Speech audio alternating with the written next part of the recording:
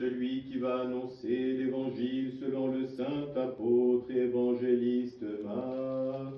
Que Dieu, par l'intercession du saint et glorieux apôtre et évangéliste Marc, t'accorde d'annoncer la bonne nouvelle avec force pour l'accomplissement de l'Évangile de son Fils bien-aimé, notre Seigneur Jésus-Christ. Sagesse te montrera, écoutons le Saint-Évangile. Paix à tous. Et à ton esprit. Lecture du Saint-Évangile selon saint Marc. Gloire à toi, Seigneur. Gloire à toi. Soyons attentifs. En ce temps-là, Jésus revint à Capharnaüm, et la nouvelle se répandit qu'il était à la maison. Aussitôt il s'y rassembla tant de monde qu'il n'y avait plus de place, même devant la porte. Et il leur annonçait la parole. Des gens vinrent à lui, amenant un paralytique, porté par 4 hommes, et ne pouvant s'approcher de lui à cause de la foule, ils défirent le toit au-dessus de l'endroit où se trouvait Jésus, et par l'ouverture firent descendre le grabat où gisait le paralytique. Jésus, voyant leur foi, dit au paralytique, « Mon enfant, tes péchés te sont remis. » Or il y avait là dans l'assistance quelques scribes qui se disaient en leur cœur, « Comment celui-ci peut-il proférer de tels blasphèmes? Qui peut remettre les péchés, sinon Dieu seul? » Mais Jésus, pénétrant en son esprit, leur intime pensée leur dit aussitôt, « Pourquoi de telles pensées dans vos cœurs? Quel est le plus facile, de dire au paralytique, tes péchés te sont remis, ou de dire, lève-toi, prends ton grabat et marche? Eh bien, pour que vous sachiez que le Fils de l'homme a sur terre le pouvoir de remettre les péchés, je te l'ordonne, dit-il au paralytique, lève-toi, prends ton grabat et retourne chez toi. Aussitôt il se leva, et prenant son grabat, il sortit en présence de tous, au point que les gens furent tous saisis de stupeur et rendaient gloire à Dieu en disant, « Jamais nous n'avons vu rien de pareil. » Le Seigneur dit, « Je suis la porte, qui entre par moi sera sauvé.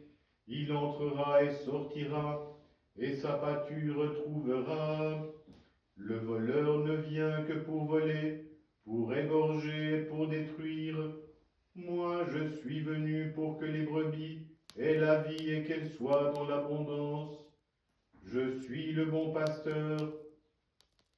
Le bon pasteur donne sa vie pour ses brebis. Le mercenaire qui n'est pas le pasteur et à qui les brebis n'appartiennent pas, à la vue du loup abandonne les brebis et s'enfuit, et le loup les emporte et disperse les brebis. Le mercenaire s'enfuit parce qu'il est mercenaire et qu'il ne se met pas en peine pour les brebis. Je suis le bon pasteur, je connais mes brebis, et mes brebis me connaissent, comme le Père me connaît, et que je connais le Père, et je donne ma vie pour mes brebis. J'ai d'autres brebis encore, qui ne sont pas de ce bercail. Celles-là aussi, je dois les mener.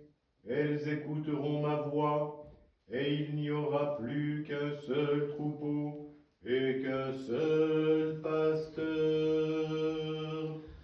Gloire à toi, Seigneur, et gloire Et à toi, à Seigneur, toi. et à ton esprit.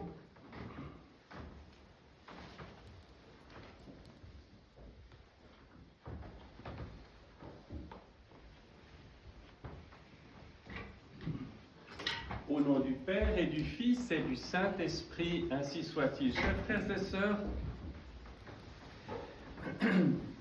nous poursuivons notre travail intérieur, notre travail spirituel du Grand Carême.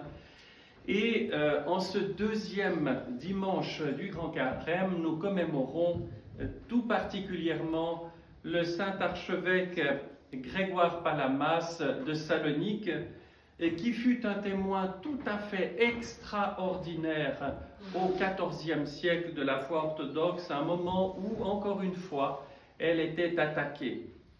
Je vous renvoie pour les détails de sa vie au Synaxaire et vous verrez à quel point cet homme fut choisi par Dieu pour témoigner véritablement et incarner dans sa vie ce qu'il avait expérimenté au plus profond de son cœur, c'est-à-dire une intimité avec Dieu à nul autre pareil véritablement.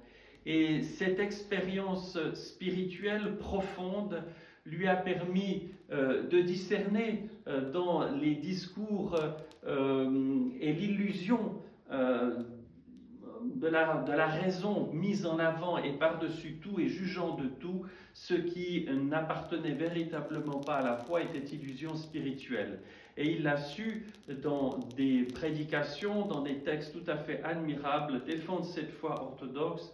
Et c'est pour ça qu'à un moment donné, on a considéré que cette réalité-là, ce témoignage de foi-là, était nécessaire et devait être placé au deuxième dimanche du Grand Carême, faisant écho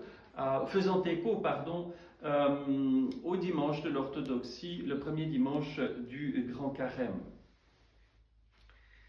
Et en effet, le cœur de toute chose, c'est cette expérience de la vie céleste. C'est le Seigneur qui nous enseigne. Ce n'est pas le résultat d'un discours sur Dieu.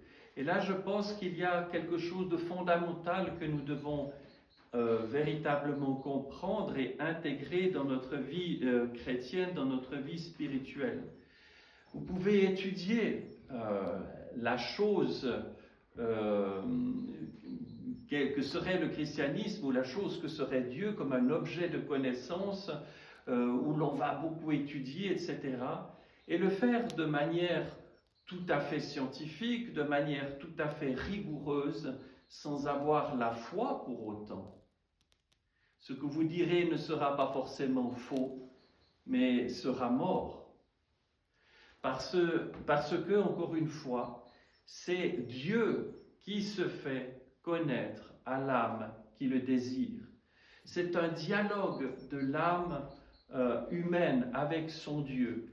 Et plus l'homme cherche résolument le Seigneur dans une démarche d'humilité, dans une démarche ascétique véritablement, je ne parle pas là des exercices ascétiques pour eux-mêmes, mais ce dépouillement de la personne, de dire « Seigneur, tu vois ma misère, je ne suis rien, mais je sais que tu es tout et que tu peux tout.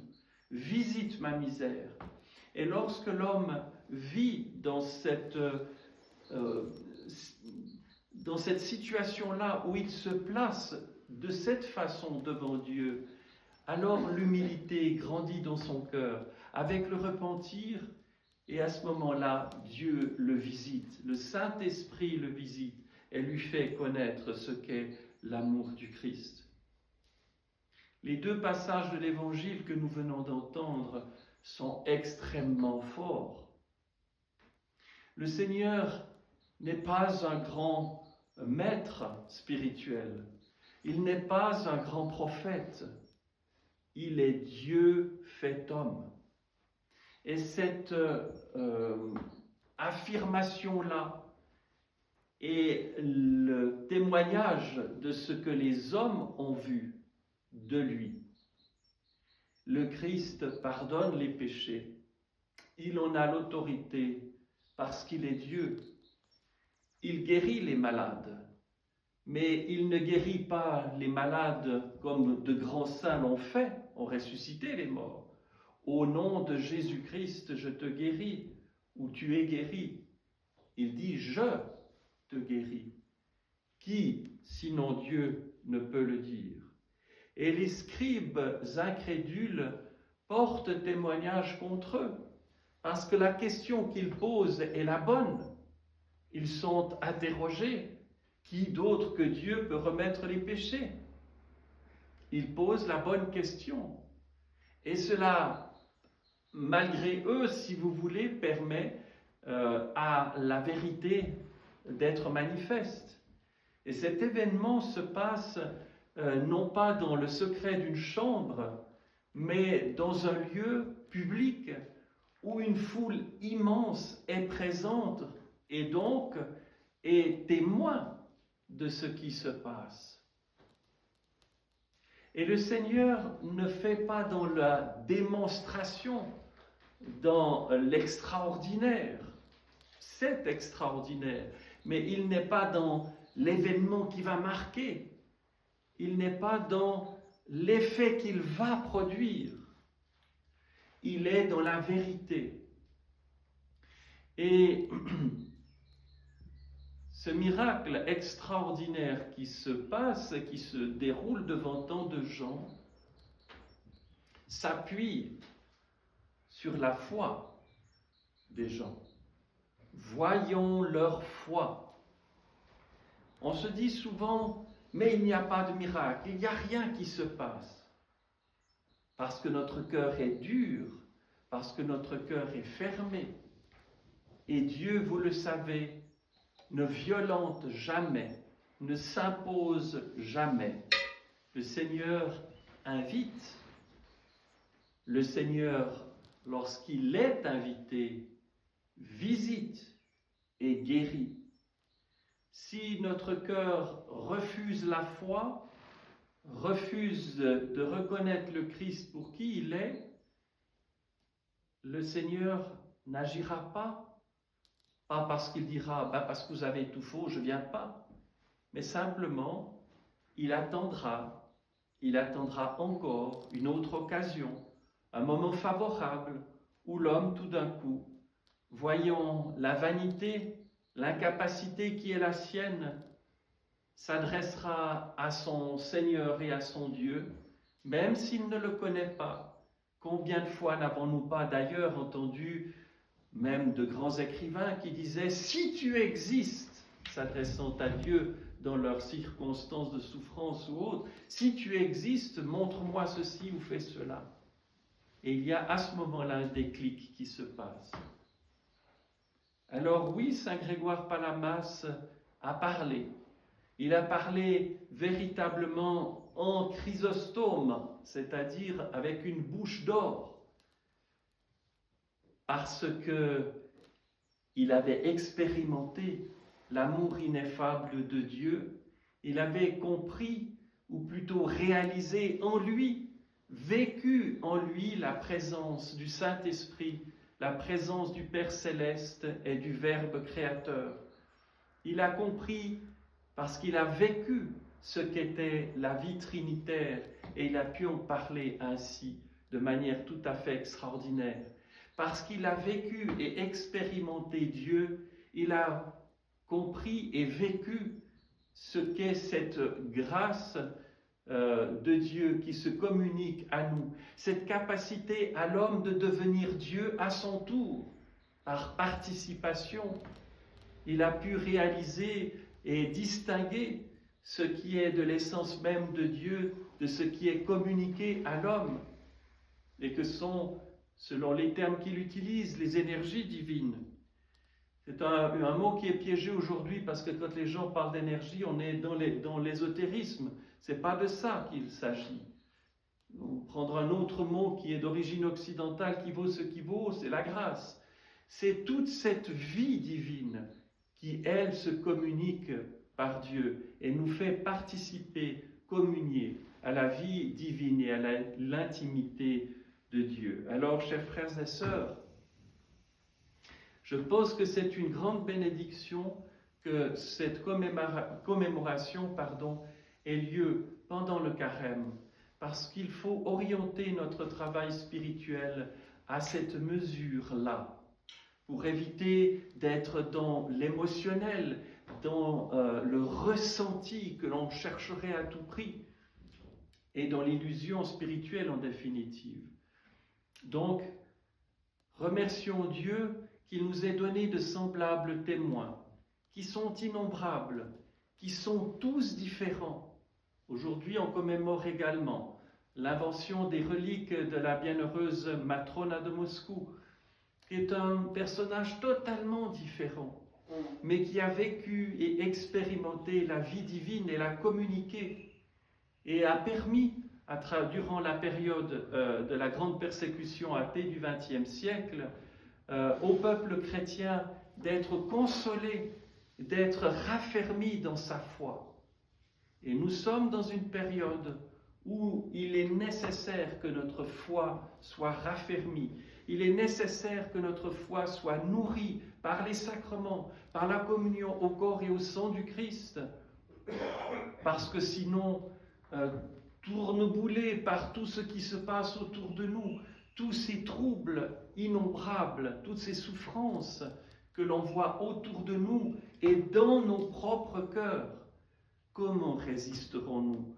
Comment survivrons-nous si ce n'est en nous abandonnant totalement et absolument, avec joie, avec amour, avec confiance en Dieu, notre Sauveur.